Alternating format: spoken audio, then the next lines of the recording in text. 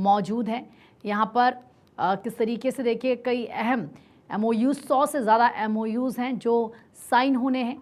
और आज सुबह की जो तस्वीरें आपने देखी, किस तरीके से प्रधानमंत्री नरेंद्र मोदी का भव्य स्वागत किया गया।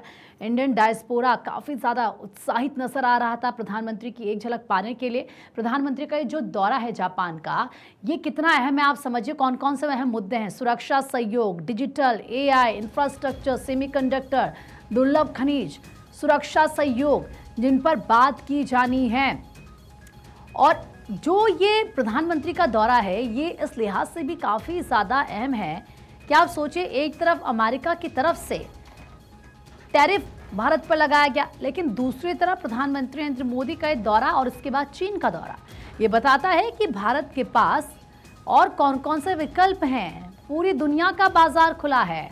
अमेरिका इस बात को जान ले, समझ ले कि सिर्फ अमेरिका का ही बाजार नहीं है और भारत अपने हित में वो फैसले लेगा जो उनके लोगों के लिए सही है, जो हिंदुस्तान की जनता के लिए सही है, वही फैसले लिए जाएंगे। प्रधानमंत्री नरेंद्र मोदी की तरफ से पहले भी ये क्लियर मैसेज दिया गया है। 2 दिन का उनका जापान दौरा है।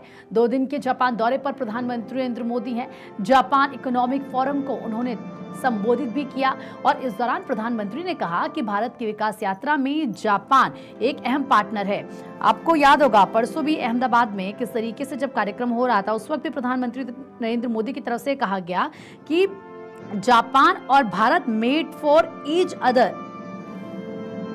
100 से ज्यादा MOUs साइन किए जाएंगे। इस वक्त हमारी पॉलिटिकल एडिटर अदिति नागर जुड़ चुकी हैं हमारे साथ। अदिति, प्रधानमंत्री नरेंद्र मोदी का 2 दिन का जापान दौरा, जाहिर सी बात है काफी ज्यादा अहम, लेकिन इसी के साथ अगर हम बात करें कौन कौन से वो अहम मुद्दे हैं जिन पर बातचीत की जाएगी, क्योंकि 100 से ज्यादा MOUs बताए जा रहे हैं जिन पर साइन किया जाना है।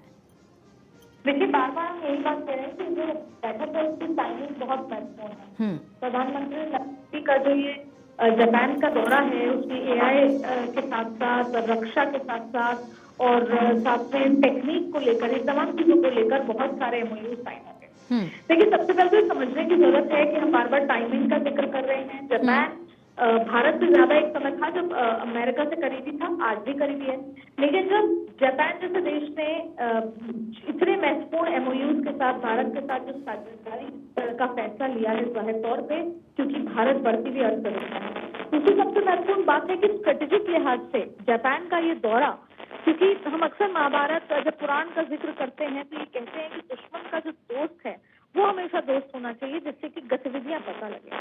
चाहे फिर अगर चाइना के लिहाज से, पाकिस्तान के लिहाज से चाइना को देखा जाए, या अमेरिका की जो फिलहाल जो गतिविधियां उस लिहाज से जापान को देखा जाए। और चाहे जापान हो, चाहे देश के जितने भी डेवलप्ड और डेवलपिंग नेशन हो, वो भारत में के साथ अपना व्यापार इसलिए साझा करना चाहते हैं क्योंकि उनको भारत की जो बढ़ती हुई अर्थव्यवस्था, भारत की स्टेबिलिटी, प्रधानमंत्री मोदी की लीडरशिप, इन पर विश्वास है। तो बात अगर ये है कि क्लीन एनर्जी की बात कर लें, मेडिसिन की सप्लाई पर चर्चा होगी, AI पर भी नई पहल की शुरुआत कर सकते हैं, इसके साथ साथ रक्षा समझौते, टेक्निक को लेकर, ये तमाम वो मुद्दे हैं जिस पर चर्चा होगी। और ये सारी वो बातें हैं जो हम अमेरिका के साथ करते थे। तो कैसे भारत विकल्पों की खोज में है। देखिए, भारत ने लंबे समय से कोई एक बहुत स्ट्रॉन्ग बयान जिसे बोलते हैं या आर्च का बयान नहीं दिया, लेकिन उसकी जो साइलेंस है उसमें भी बहुत ज्यादा, जैसे बोलते हैं कि बिना कहे जो जवाब भारत दे रहा है, चाहे तो वो जापान जाके और जापान के बाद जो चाइना जाएगा, उस लिहाज से। और देखिए, कई बार हमें अपने जो कॉम्पिटिटर्स हैं उनसे सीखने की जरूरत होती है। आपने 15 अगस्त को देखा कि कैसे प्रधानमंत्री नरेंद्र मोदी ने लाल किले से बात कही कि सबसे बड़ा मैन्युफैक्चरर बनने के लिए या मैन्युफैक्चरिंग यूनिट्स को स्टेबलाइज करने के लिए, मेक इन इंडिया को सक्सेस बनाने के लिए मैं युवाओं से अनुरोध करूंगा कि अगर उनको मैन्युफैक्चरिंग यूनिट डालने में या मैन्युफैक्चरर इस इंडस्ट्री में आने में कोई अगर तकलीफ है तो मुझे लिख कर बताएं, मैं उसको सॉल्व करूंगा। प्रधानमंत्री मोदी भी ये चाहते हैं कि अब भारत सबसे बड़ा मैन्युफैक्चरिंग वैश्विक स्तर पर बने, तो विश्व की सारी मैन्युफैक्चरिंग यूनिट यहाँ पर आए। तो ठीक वैसे ही जैसे चाइना एक सबसे बड़ा मैन्युफैक्चरिंग यूनिट है, तो सबसे बड़ी बात है कि कैसे भारत अपने आप को फ्लेक्सिबल कर रहा है। और जापान जाने का जो ये एजेंडा है, जिसमें ये 15वीं जो अभी जो इंडिया समिट में है, उनको गार्ड ऑफ ऑनर मिला है प्रधानमंत्री मोदी को, ये अपने आप में गौरवान्वित करने वाली बात है 140 करोड़ लोगों के लिए। और आज भारत को इतना जो सम्मान मिल रहा है उसकी वजह भी 140 करोड़ लोगों की जो पीछे फौज और ताकत है, जाहिर तौर पे ये बहुत ही गर्व करने वाली बात है भारत के लिए। लेकिन जापान जो एक बढ़ती हुए देश के लिहाज से, डेवलप्ड नेशन के लिहाज से है और टेक्निक, रक्षा, सौदे, समझौते में बहुत आगे बढ़ रहा है, उसके साथ भारत के जो एमओयू साइन होंगे वो दोनों देशों की दोस्ती को तो मजबूत करेंगे ही, लेकिन साथ में इकोनॉमी को भी स्टेबलाइज करेंगे और आगे तक।